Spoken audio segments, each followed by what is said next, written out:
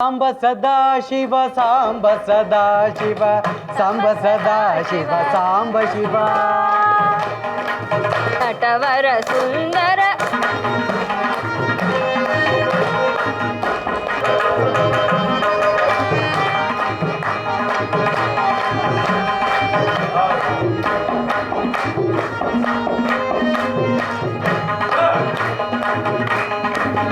ಸಾಂಬ ಶಿವ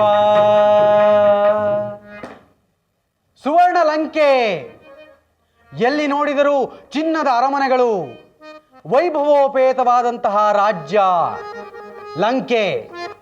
ಆ ಲಂಕೆಯ ರಾಜ ದಶಕಂಠ ರಾವಣ. ಲಂಕೆ ರಾವಣನ ರಾಜ್ಯವಾಗಿರಲಿಲ್ಲ.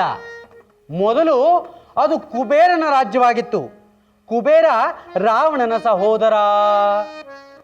ರಾವಣ ಆ ಕುಬೇರನನ್ನು ಸೋಲಿಸಿ ಪುಷ್ಪಕ ವಿಮಾನ ಸಹಿತವಾಗಿ ಲಂಕೆಯನ್ನು ವಶಪಡಿಸಿಕೊಂಡ. ತನ್ನಂತಹ ಬಲಶಾಲಿಗಳು ತ್ರಿಭುವನದಲ್ಲಿ ಯಾರೂ ಇಲ್ಲ ಎಂಬುದಾಗಿ ಆ ರಾವಣೇಶ್ವರ ಪುಷ್ಪಕ ವಿಮಾನದಲ್ಲಿ ಕುಳಿತುಕೊಂಡು ವಿಹಾರವನ್ನು ಹೊರಟಿದ್ದಾನೆ. ವಿಮಾನ ಬರ್ತಾ ಬರ್ತಾ ಕೈಲಾಸದ ಬಳಿಗೆ ಬಂದಿದೆ. ಕೈಲಾಸದಲ್ಲಿ ಪಾರ್ವತಿ ಸಹಿತನಾಗಿ ಆ ಉಮಾಮಹೇಶ್ವರ ಶಂಭೋ ಶಂಕರ ವಿರಾಜಮಾನನಾಗಿದ್ದಾನೆ. ನಂದೀಶ್ವರನನ್ನು ಕರೆದು ಆ ಈಶ್ವರ ಹೇಳ್ತಾನೆ, ನಂದಿ, ನಾನು ಪಾರ್ವತಿ ದೇವಿ ಜೊತೆ ಏಕಾಂತದಲ್ಲಿರ್ತೀನಿ. ಮನುಷ್ಯ, ರಾಕ್ಷಸ, ಯಕ್ಷ, ಗಂಧರ್ವ, ಕಿನ್ನರ, ಕಿಂಪುರುಷಾದಿಯಾಗಿ ಯಾರೂ ಕೈಲಾಸ ಪರ್ವತದ ಬಳಿ ಬರ್ದಿರೋ ಹಾಗೆ ನೋಡ್ಕೋ. ನಂದೀಶ್ವರ ಶಿವಕಿಂಕರ, ಆಗ್ಲಿ ಮಹಾಸ್ವಾಮಿ, ನಾನು ಕಾವಲು ಕಾಯ್ತೇನೆ ಎಂಬುದಾಗಿ ಹೇಳಿ ಅವನು ಆ ಕೈಲಾಸ ಪರ್ವತದ ದ್ವಾರದ ಬಳಿ ನಿಲ್ತಾನೆ. ರಾವಣೇಶ್ವರನ ಪುಷ್ಪಕ ವಿಮಾನ ಅಲ್ಲಿ ಬರ್ತಾ ಇದೆ. ಬರ್ತಾ ಇದ್ದ ಹಾಗೆ ಕೈಲಾಸ ಪರ್ವತದ ಬಳಿ ತಟ್ಟಂತ ನಿಂತು ಹೋಯ್ತು. ರಾವಣ ಯೋಚನೆ ಮಾಡ್ತಾನೆ, ಇದೇನಿದು? ನನ್ನ ಪುಷ್ಪಕ ವಿಮಾನ ಹೀಗೆ ನಿಲ್ಲೋದಕ್ಕೆ ಕಾರಣವೇನು? ನೋಡ್ತಾನೆ, ನಂದೀಶ್ವರ ಅಲ್ಲಿ ನಿಂತಿದ್ದಾನೆ. ನಂದೀಶ್ವರ ಕೂಗಿ ಹೇಳ್ತಾನೆ, ಏ ರಾವಣೇಶ್ವರ, ಇದು ಕೈಲಾಸ ಪರ್ವತ. ಮಹಾಶಿವನ ಆಜ್ಞೆ ಇಲ್ಲದೆ ಇಲ್ಲಿ ಯಾವುದೂ ನಡೆಯೋದಿಲ್ಲ. ರಾವಣ ನಗ್ತಾನೆ.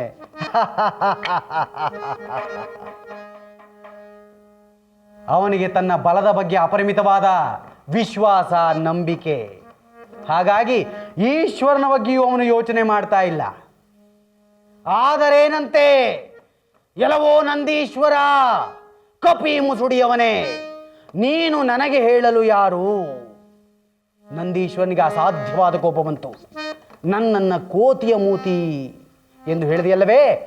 ಎಲ್ಲವೋ ರಾವಣೇಶ್ವರ, ಆ ಕಪಿಗಳ ಸೈನ್ಯದೊಂದಿಗೆ ಬಂದಂತಹ ರಾಮಚಂದ್ರನ ಬಳಿ ನೀನು ಸೋಲುವಂತಾಗಲಿ ಅಂತ ಹೇಳಿ ಶಾಪವನ್ನು ಇಡ್ತಾನೆ. ಯಾವ ಶಾಪಕ್ಕೂ ಜಗ್ಗುವವನಲ್ಲ ರಾವಣೇಶ್ವರ.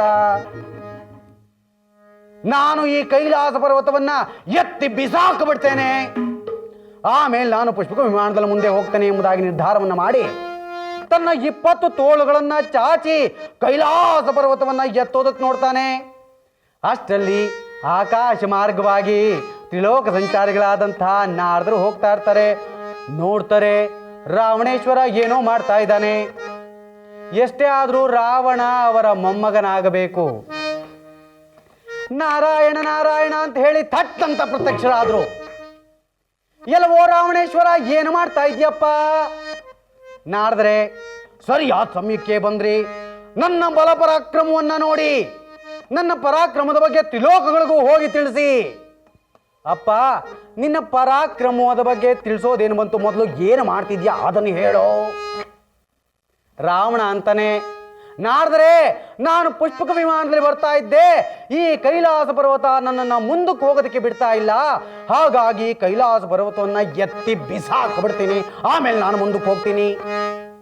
ನಾರದ್ರು ಅಂತಾರೆ, ಅಯ್ಯೋ ಅವಿವೇಕಿ, ಎಂತಹ ಮಾತನ್ನ ಆಡ್ತಾ ಇದೀಯಪ್ಪ ನೀನು?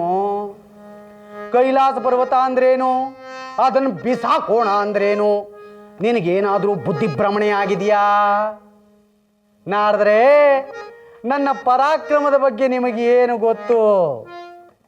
ಈಗ ನೋಡಿ ನನ್ನ ಪರಾಕ್ರಮನ ಅಂತ ಹೇಳಿ ತನ್ನ 20 ಕೈಗಳನ್ನು ಆ ಕೈಲಾಸ ಶಿಖರದ ಬುಡಕ್ಕೆ ಹಾಕಿ ಎತ್ತಲು ಪ್ರಯತ್ನಿಸ್ತಾ ಇದ್ದಾನೆ.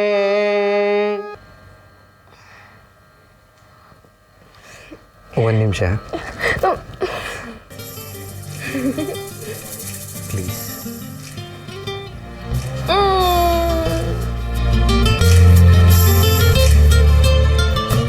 ಹಲೋ, ಹೇಗಿದ್ದಾಳೆ ಚಾರು? ಒಳ್ಳೆ ಗೊಂಬೆ ಥರ ಇಲ್ಲ?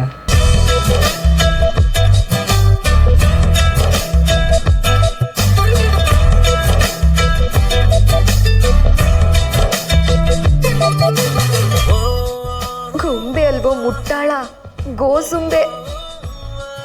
ಯಾವಾಗಲೂ ನನ್ನ ಡಿಗ್ರೇಡ್ ಮಾಡೇ ಮಾತಾಡಿಸ್ತಿದ್ದೆಲ್ಲ, ಈಗ ಗೊತ್ತಾಯ್ತಾ ಈ ಜಯಂತನಿಂದೆ ಎಷ್ಟು ಜನ ಹುಡುಗಿರು ಮುತ್ಕೋತಾರೆ ಅಂತ? ಏನಾ ಲುಕ್ಕು? ಇನ್ನೂ ಡೌಟಾ? ಇರು ತೋರಿಸ್ತೀನಿ.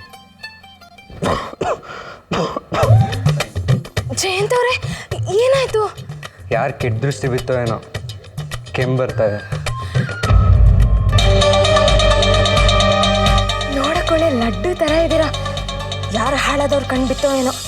ಒಂದು ನಿಮಿಷ, ದೃಷ್ಟಿ ತೆಗಿಲ್ಲ? ಬೇಡ ಚಾರು, ಜಸ್ಟ್ ಒಂದು ಗ್ಲಾಸ್ ನೀರು ತಗೊಂಬ ಸಾಕು.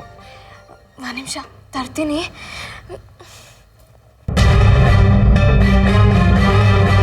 ಹಲೋ, ಹೇಗೆ ನಮ್ಮ ಜಾದು?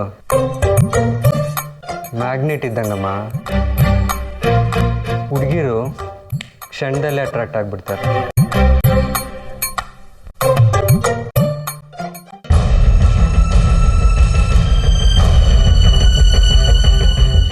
ಜಯಂತವ್ರೆ ತಗೊಳ್ಳಿ. ಒಂದು ಗ್ಲಾಸ್ ಜ್ಯೂಸ್ ಸಿಗ್ಬೋದಾ? ಹಾಂ ತರ್ತೀನಿ.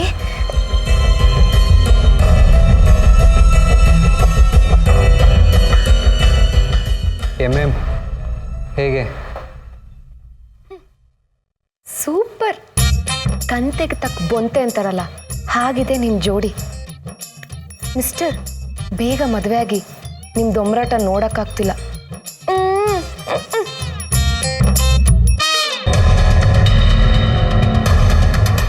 ಜಯಂತವ್ರೆ,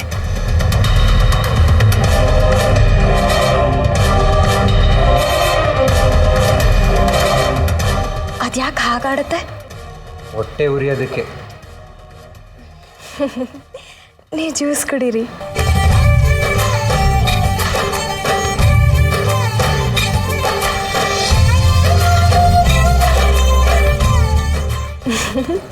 ಒಂದು ನಿಮಿಷ ಇಟ್ಕೋ. ಯಾಕೆ? ಪ್ಲೀಸ್ ಇಟ್ಕೋ, ಹೇಳ್ತೀನಿ. ಒಂದು ನಿಮಿಷ ಬಂದೆ. ನಾನು ಬರ್ತೀನಿ. ಪರವಾಗಿಲ್ಲ, ನಾನು ಬರ್ತೀನಿ. ಪ್ಲೀಸ್ ಅರ್ಥ ಮಾಡ್ಕೋ. ಇಲ್ಲ, ನಾನು ಬರ್ತೀನಿ. ಪ್ಲೀಸ್. ಛೀ, ಹೋಗಿಪ್ಪ.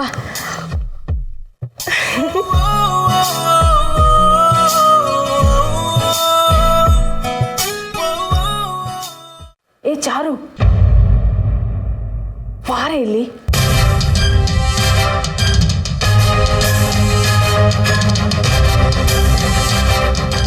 ಅಮ್ಮ, ಯಾಕೆ ಅವನು ಹಿಂದಿಂದ ಹಂಗೆ ಓಡಾಡ್ತಾ ಇದೆಯಾ?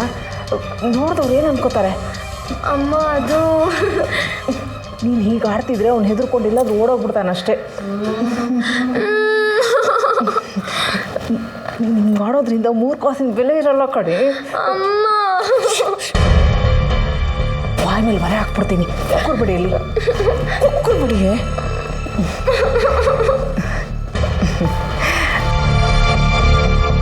ಅಲ್ಲಿ ನೋಡಿ, ಆ ಪ್ರೊಫೈಲ್ ಫೋಟೋ ಎಷ್ಟು ಚೆನ್ನಾಗಿದೆ ಅಲ್ಲ?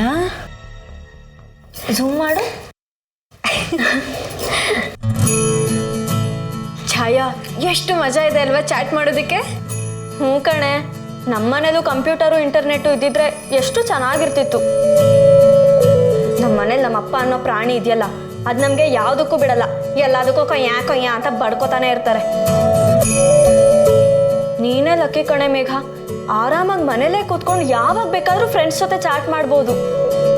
ಇದ್ರಲ್ಲಿ ನಂದು ಏನೂ ಇಲ್ಲಮ್ಮ, ಎಲ್ಲ ಮಯೂರಿದೆ. ಆ ಮಯೂರಿ ನಿಜವಾಗ್ಲೂ ಡೈನಮೈಟ್ ಬಿಡಮ್ಮ. ಅಂದ್ಕೊಂಡಿದ್ದನ್ನ ಸಾಧಿಸೇ ಬಿಡ್ತಾಳೆ. ಇಂಟರ್ನೆಟ್ ಬೇಕು ಅಂದ್ಕೊಂಡ್ಲು, ಹೋಗಿ ತಂದೆ ಬಿಟ್ಲು. ಇದನ್ನ ಹೊರಗಡೆ ಎಲ್ಲರೂ ಹೇಳಿಯ, ಆಮೇಲೆ ಇದು ಬಾಯಿಂದ ಬಾಯಿಗೆ ಹರಡಿ ನಮ್ಮನೆ ತನಕ ಬಂದ್ಬಿಡುತ್ತೆ. ಆಮೇಲೆ ನಮ್ಮ ಕತೆ ಗೋವಿಂದ.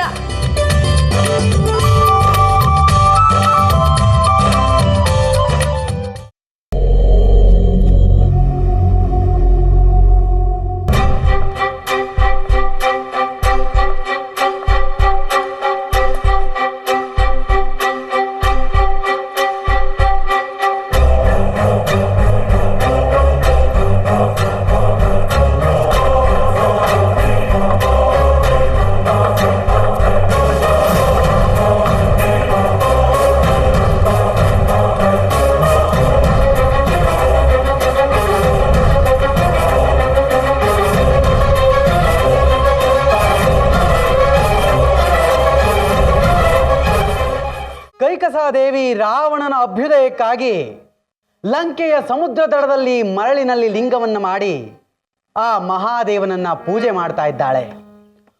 ಓಂ ನಮಃ ಶಿವಾಯ, ಓಂ ನಮಃ ಶಿವಾಯ, ಓಂ ನಮಃ ಶಿವಾಯ. ಓಂ ನಮಃ ಶಿವಾಯ, ಹರ ಓಂ ನಮಃ ಶಿವಾಯ, ಓಂ ನಮಃ ಶಿವಾಯ, ಹರ ಓಂ ನಮಃ ಶಿವಾಯ. ನಟವರ ರುಂದರ ನಲ್ಲಿ ವಾಹನ ಓಂ ನಮಃ ಶಿವಾಯ, ಹರ ಓಂ ನಮಃ ಶಿವಾಯ.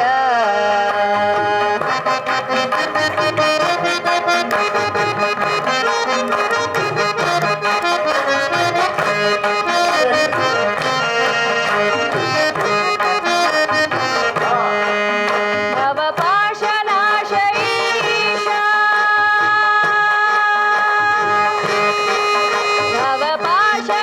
भवपाशनाशईशा, गिरिदेशवस्माङ्गभूषा. भवपाशनाशईशा, गिरिदेशवस्माङ्गभूषा. नटवर सुन्दर गन्धिवाहन, नटवर सुन्दर नन्दिवाहन. ಓಂ ನಮಃ ಶಿವಾಯ, ಹರ ಓಂ ನಮಃ ಶಿವಾಯ, ಓಂ ನಮಃ ಶಿವಾಯ, ಓಂ ನಮಃ ಶಿವಾಯ, ಓಂ ನಮಃ ಶಿವಾಯ.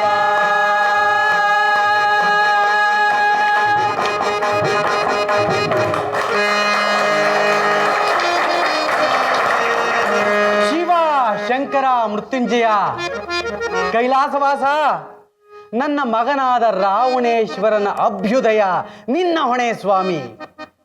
ನನ್ನ ಮಗ ಶ್ರೇಯಸ್ಕರನಾಗಿರಲಿ, ಅವನ ಕೀರ್ತಿ ಹೆಚ್ಚಲಿ ಎಂಬುದಾಗಿ ಕೈಕಸಾದೇವಿ ಶಿವನನ್ನ ಪ್ರಾರ್ಥನೆಯನ್ನ ಮಾಡಿದ್ಲು.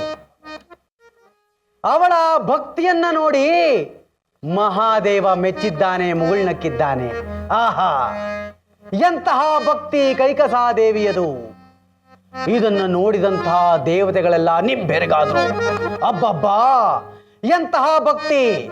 ದೇವತೆಗಳಾದರೂ ಕೂಡ ಶಿವನಿಂದ ಬೇಷ್ ಅನ್ನಿಸ್ಕೊಳ್ಳೋಕ್ಕಾಗೋಲ್ಲ, ಅಂಥದ್ರಲ್ಲಿ ಈ ತಾಯಿ ಬೇಷ್ ಅನ್ನಿಸ್ಕೊಂಡಿದ್ದಾಳೆ ಅಂದಮೇಲೆ ಎಂತಹ ಭಕ್ತಿ, ಎಂತಹ ಪೂಜೆ ಕೈಕಸಾದೇವಿಯದು!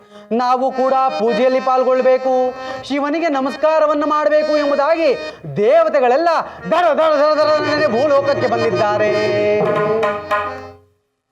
ಇದನ್ನ ನೋಡಿದ ಸಮುದ್ರ ರಾಜ, ಆಹಾ, ದೇವತೆಗಳೇ ಬಂದು ನಿಂತು ನೋಡುವಂತಹ ಪೂಜೆ ಕೈಕಸಾದೇವಿಯದು ಎಂದ ಮೇಲೆ ಈಕೆಯ ಪೂಜೆ ಭಕ್ತಿ ಅನನ್ಯವಾದದ್ದು, ನಾನು ಕೂಡ ಮಹಾದೇವನಿಗೆ ನಮಸ್ಕಾರವನ್ನು ಮಾಡಬೇಕು ಎಂಬುದಾಗಿ ತನ್ನ ಬಾಹುಗಳನ್ನು ಒಮ್ಮೆ ಬೀಸಿದ್ದಾನಂತೆ ಸಮುದ್ರ ರಾಜ. ಜೋರಾದ ಅಲೆಗಳು ಎದ್ದಿವೆ. ಆ ಅಲೆಗಳಲ್ಲಿ ಕೈಕಸಾದೇವಿಯ ಪೂಜಾ ಸಾಮಗ್ರಿಗಳು, ಅವಳು ನಿರ್ಮಿಸಿದ ಮರಳಿನ ಶಿವಲಿಂಗ ಎಲ್ಲವೂ ಕೊಚ್ಚಿ ಹೋಗಿ ಸಮುದ್ರದಲ್ಲಿ ಲೀನವಾಗಿವೆ. ಕೈಕಸಾದೇವಿ ಕಣ್ಮುಚ್ಚಿ ಕುಳಿತು ಶಿವನನ್ನ ಧ್ಯಾನಿಸ್ತಾ ಇದ್ಲು. ಓಂ ನಮಃ ಶಿವಾಯ, ಓಂ ನಮಃ ಶಿವಾಯ, ಓಂ ನಮಃ ಶಿವಾಯ ಎಂಬುದಾಗಿ ಶಿವನ ಪಂಚಾಕ್ಷರಿ ಮಂತ್ರವನ್ನು ಧ್ಯಾನಿಸಿದ ಕೈಕಸಾದೇವಿ ಕಣ್ತೆರೆದು ನೋಡುತ್ತಾಳೆ. ಶಿವಲಿಂಗವಿಲ್ಲ, ತಾನು ತಂದಿದ್ದ ಪೂಜಾ ಸಾಮಗ್ರಿಗಳಿಲ್ಲ. ಆಕೆಯ ಕಣ್ಣುಗಳು ತುಂಬಿ ಬಂದವು. ಅಯ್ಯಯ್ಯೋ, ಇದೆಂತಹ ಕೆಲಸವಾಯಿತು ಎಂಬುದಾಗಿ ನೊಂದುಕೊಂಡು ಅರಮನೆಗೆ ಹಿಂತಿರುಗಿದ್ದಾಳೆ ಕೈಕಸಾದೇವಿ. ರಾವಣೇಶ್ವರ ನೋಡಿದ, ತನ್ನ ತಾಯಿಯ ಕಣ್ಣಿನಲ್ಲಿ ಕಣ್ಣೀರು. ಅಮ್ಮ, ನಿನ್ನ ಕಣ್ಣಲ್ಲಿ ನೀರು, ಅದೇನಾಯ್ತು ಹೇಳು ಮಾತೆ?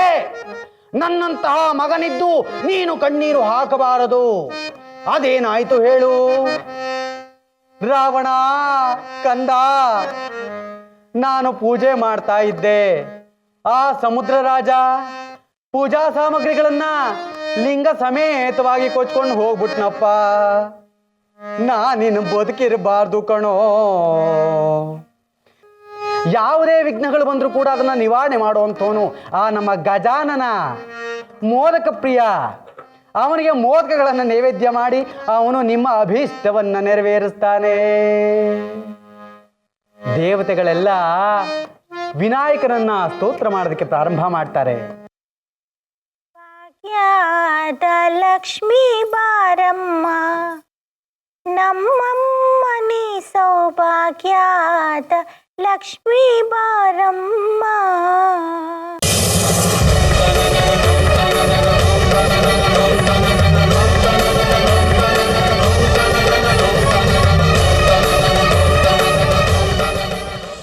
ಹೇ ಗಜಾನನ, ಹೇ ಗಜಾನನ ಲಂಬೋದರ ವಿಘ್ನನಾಶಕ, ಹೇ ಗಜಾನನ ಲಂಬೋದರ ವಿಘ್ನನಾಶಕ.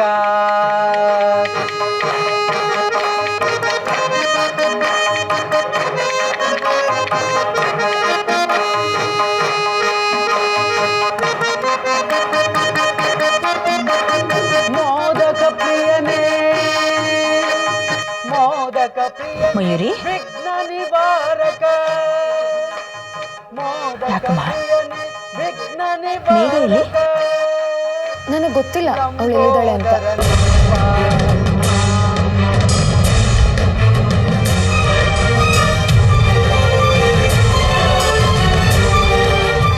ಮೇಘ ಎಲ್ಲಿಗೆ ಹೋದ್ಲು?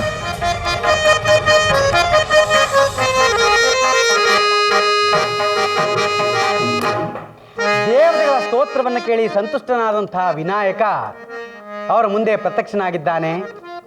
ದೇವತೆಗಳೇ, ನನಗೆ ನೀವು ಮಾಡಿದ ಸ್ತೋತ್ರದಿಂದ ನಾನು ಸಂತುಷ್ಟನಾಗಿದ್ದೇನೆ. ನಿಮಗೆ ಏನು ವರ ಬೇಕೋ ಕೇಳಿ.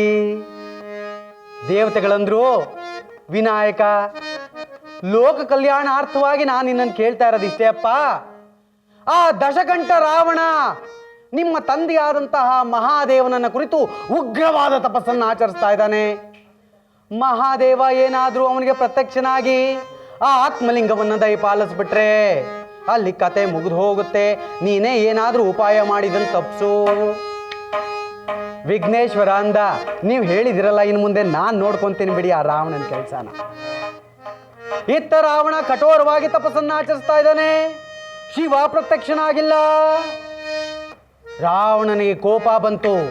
ಆಹಾ, ಮಹಾದೇವ, ನನ್ನ ತಪಸ್ಸು ನಿನಗೆ ರುಚಿಸ್ಲಿಲ್ವೇ ಸ್ವಾಮಿ? ಇದು ನೋಡು ಈಗೇನು ಮಾಡ್ತೇನೆ ಅಂತ. ಒಂದು ಯಜ್ಞ ಕುಂಡವನ್ನ ಸಿದ್ಧ ಮಾಡಿದ್ದಾನೆ ರಾವಣೇಶ್ವರ. ಕತ್ತಿಯನ್ನ ಹಿಡಿದು ಕೈಯಲ್ಲಿ ಹಿಡಿದಿದ್ದಾನೆ. ಹೇ ಶಂಕರ, ಕರುಣಾನಿದೆ ಭಕ್ತವತ್ಸಲ, ನೀನು ನನಗೆ ಒಲಿದು ಬಾರುತ್ತಿಲ್ಲ ಅಲ್ಲವೇ?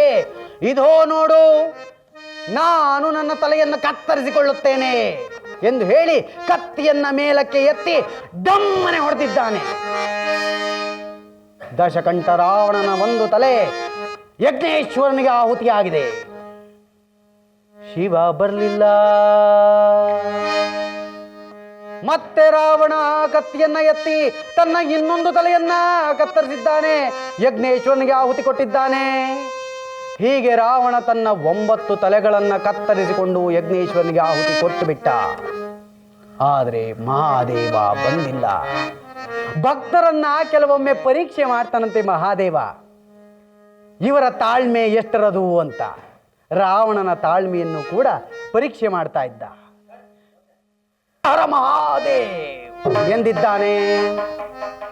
ಶಂಕರ ತಟ್ಟನೆ ಮೇಲಕ್ಕೆದ್ದ. ನಿಲ್ಲು ರಾವಣ ಅಂತ ಹೇಳಿ ದಡ ದಡ ದಡ ದಡನೆ ಬಂದಿದ್ದಾನೆ ಮಹಾದೇವ. ಗಡಗಡನೆ ನಡುಗಿದೆ ಪೃಥ್ವಿ.